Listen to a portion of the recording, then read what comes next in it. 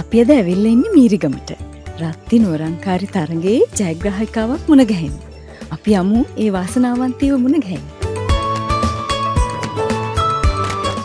මේ ඉන්නේ රත්ති නුවරංකාරී තරඟයේ ජයග්‍රාහිකාව ඒෂානි තරංගා.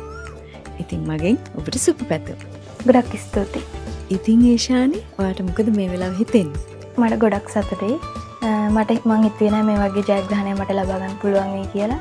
අපේ පවුලේ අයටත් ගොඩක් සතුටුයි. මෙන්න ඔබ දිනාගත්තු රන්කාසිය. ස්තුතියි.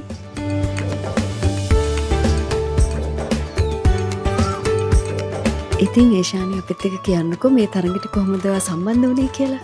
අපි හැම මාසෙම 10 වෙනිදාට මේ බඩු ගන්න යනවා. ඒ ගියාට පස්සේ තමයි රත්ති මේ ගත්තට පස්සේ තමයි තාත්තා කිව්වේ මේ රත්ති පෙට්ටිය වෙනස් කියලා. මම නික්මට ඇවිල්ලා වගේ ගෙදර ඇවිල්ලා බැලුවා. ඊට පස්සේ තමයි දැක්කේ මෙහෙම SMS කරලා ජයග්‍රහණය කරන්න පුළුවන් කියලා. පස්සේ මම SMS දැම්මා. හිතුවේ නෑ ජයග්‍රහණය කරයි කියලා. ඒත් කොහොම හරි ජයග්‍රහණය කරා. ඉතින් ඔබට අනිත් අයට මොනවද කියන්න තියෙන්නේ?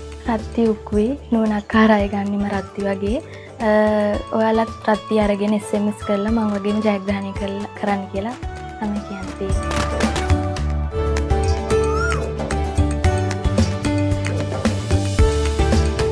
ඔබත් අදම රත්ති හෝ රත්ති කිරිතේ පැකට් ඇතුළත ඇති රහස් අංකය ඔබේ නම සහ හැඳුනුම්පත් අංකය සමග මේ අංකයට SMS කරන්න. නැත්නම් පැකට්ටුව පිටුපස ඇති කූපනය පුරවා මේ ලිපිනයට දැපල් කරන්න. ඔබත් අදම රත්ති නුවරංකාරියක් වෙන්න. රත්ති නුවරංකාරී